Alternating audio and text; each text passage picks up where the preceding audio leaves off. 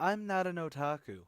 Or rather, I used to be really into anime. Actually, the whole breadth of the 2000s. I replaced my comic love with anime love. Well, anime and gaming love, but I never really fell out of it. I do still like anime and manga, hence why I failed at the attempted manga firstie show on this channel. I've just never had the time. But since a friend of mine is pulling me into creating a vlog channel with him, and one of the vlogs we'll be running is on anime, I decided to follow his and another person we may have on the anime vlogs advice to watch Sword Art Online. And there's a reason I'm making a rant video about this damn thing. I did not particularly care for it, but I didn't hate it. Before I go forward, I'm not going to be talking about this on an anime level, like Mother's Basement or Digibro have in the past. Look 'em up, they are better men than I when it comes to anime. No, my biggest hang-up on this is the writing as a whole. Sword Art Online is just a standard fanfic for Dot Hack Sign. I mean, it was written months after Dot Hack came out with a fairly similar premise. Not that Dot Hack was the first one of people trapped inside X, and I'm not necessarily saying that's a bad thing. Everyone has their influences. Some good stories can come out of, "Ooh man, I could put a unique spin on that thing I just saw." But that's not what this is. The problem is that this is a standard OC fanfic where the author writes in his super awesome mega character who everyone idolizes and wants to bang. Tons of people write these. The first real story I can ever say that I actually wrote from start to finish was a Gundam Wing fanfic called Eternal Flame. Hey, I was in 5th grade at the time and I didn't have the internet to post it, so I just typed it up and this was my thing. But these are actually really solid writing exercises that could lead into something.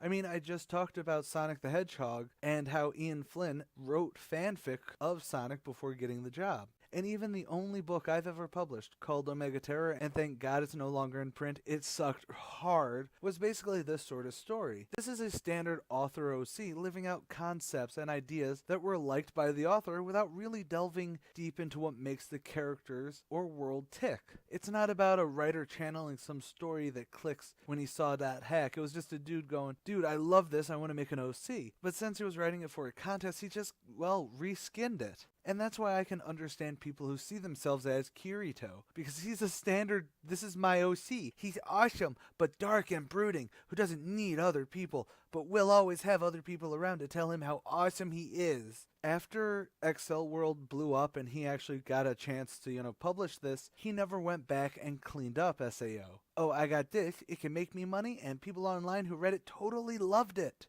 You can honestly tell that he wrote this in 2002 and never looked back. As I brought up before, I know because around this time, me and so many other people were writing the same lousy OCs that would grow into something good. Well, hopefully grow into something good. Hell, around 2002 to 2008, and even now if you check out Gaia Online, a fantastic community where this trope has a hive mind, most everyone was writing like this on an amateur level. It is self-indulgent tripe at its best. But the truth is that there was never a story worth telling about those characters. I'm not saying that OCs never work well. In comics there are a buttload of archetypes that are perpetually used. Comics like Huck, which was Mark Miller seeing Man of Steel and saying, "I can totally make an OC Superman better than that." Or even Squadron Supreme from Marvel was literally just creating OCs based off of Justice League to tell a Justice League story. These are good examples of why it can work. But there are other ways to do this. Way back in, 2012, 2013, when I was working as a script doctor and consultant, there's been no secret that for a movie, there's generally a tagline, X meets Y. Like this script is Twilight meets Casper the Friendly Ghost. There was an ungodly amount of Twilight meets X scripts being sent in. And the reason was because people saw the popularity of the books and the movies and how many clones of that were coming out, so it became a, "Oh, I can totally do that better." And some actually were fairly okay. And this is going to sound horrible. The 50 Shades of Grey books, as utter smut as they are, they were based off fanfic and then expanded on that to create a, and I use huge air quotes here, original story.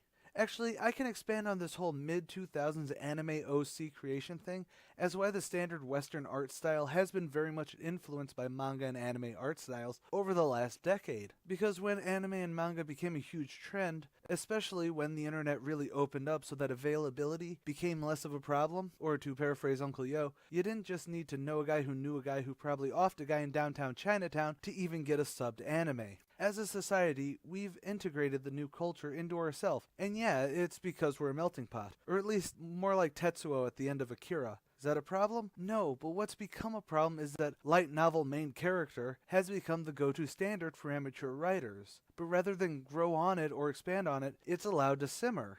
And there's a phenomenal, rather popular example of how you can basically make a character badass and invincible, and everyone thinks he's great, but still interesting. Superman, the Man of Steel. Quite literally, every writer has their own way on how they handle the character or utilize such a character in their writing. There's those that think we need to humanize him, such as J. Michael Straczynski and his Superman Grounded story, where Superman decided to walk across America and be preachier and more condescending than even I can be. Others think that they need to perpetually up the ante or threat he fights, such as having Darkseid and the New Gods, or, and this is where the biggest anime comparison can be drawn, giving him humanity by way of his supporting characters.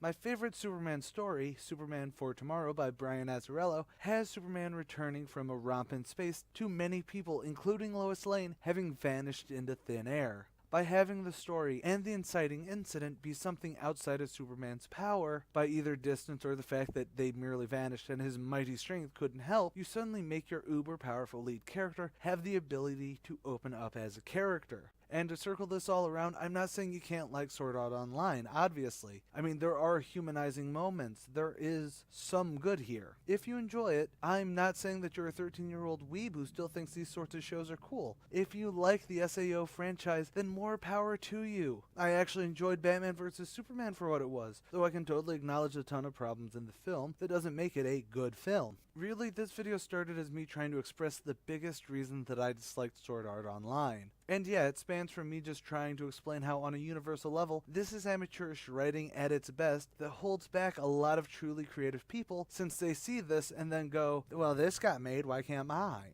I do have to say that this isn't a 100% worst thing ever. Believe me, I've seen worse. And I am going to watch Sword Art Online too, mainly because I like the premise even though everyone is waving me off. I'm going to just end this whole thing with one simple answer. Whether or not you make your story about an OC that's super awesome and unbeatable, or you want to give your angst or teen edge a voice, at least don't be the guy who needs to add a rape into your story. We've all been there. While there are definitely times where you can work within a story, if you are writing an unbeatable OC teen angsty character, you do not have the heft as a writer to make that work. Can we agree on that? Okay. And that's all for today. Obviously, this is a divisive topic, be it on OCs or Sword Art Online itself. Leave a comment below. I may make a follow-up video to clarify points depending on how many questions are asked or disagreements that come up. Don't forget to check out my two other channels, ComicSins and A Comic a Day, link in the description. Also, like us on Facebook, follow us on Twitter,